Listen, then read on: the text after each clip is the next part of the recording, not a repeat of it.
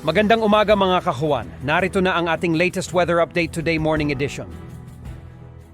Happy Friday po sa ating lahat.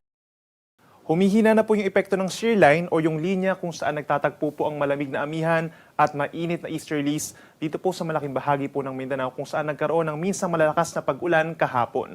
Samantala ito namang northeast monsoon or amihan, bahagya din pong humihina at nakakaapekto na lamang po dito sa malaking bahagi ng Luzon at may mga localized thunderstorms naman sa ilang bahagi pa ng Visayas.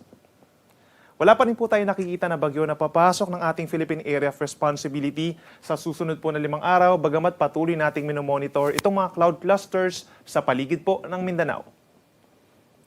For the next 24 hours, asahan pa rin po ang may hinang ulan dito pa rin po sa Cagayan Valley and Aurora. Makulimlim pa rin ang panahon doon dahil pa rin po sa northeast monsoon or amihan.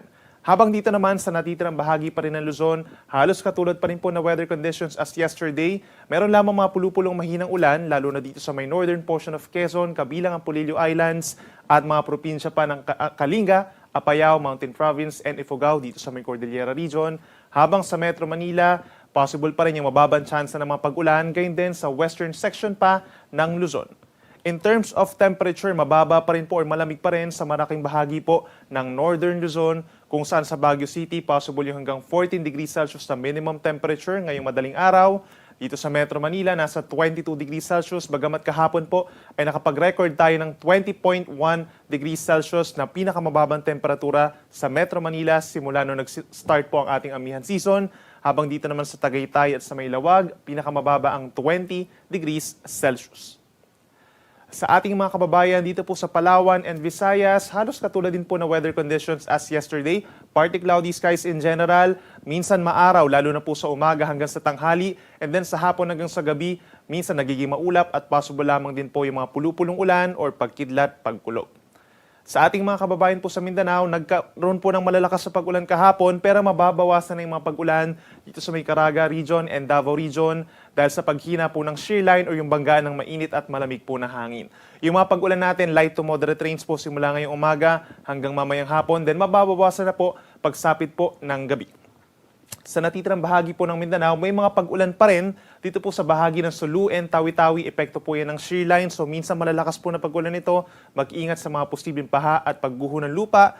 For the rest of Mindanao, bagamat nagkaroon din po ng mga pag-ulan kahapon ng hapon at gabi, mababawasan ng mga pag-ulan ito pagsapit ngayong araw, lalo na po sa umaga, minsan maaraw naman, at sa dakong hapon hanggang sa gabi is minsan nagiging maulap lamang at may tsansa lamang ng mga saglit na pag-ulan.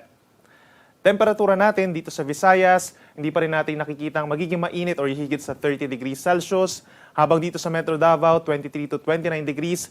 At pinakamainit pa rin dito sa may Western Mindanao, particularly sa Zamboanga City, hanggang 33 degrees Celsius.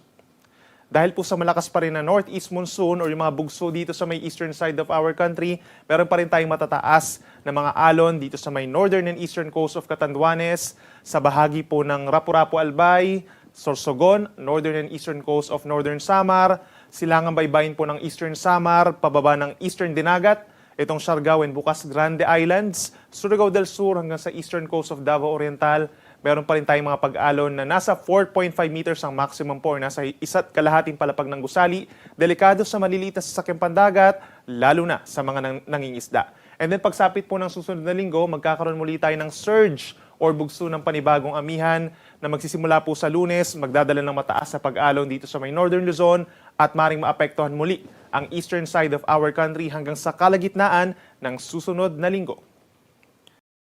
Ang haring araw ay sisikat pa rin 6:25 in the morning at lulubog pa rin ito 5:48 ng hapon.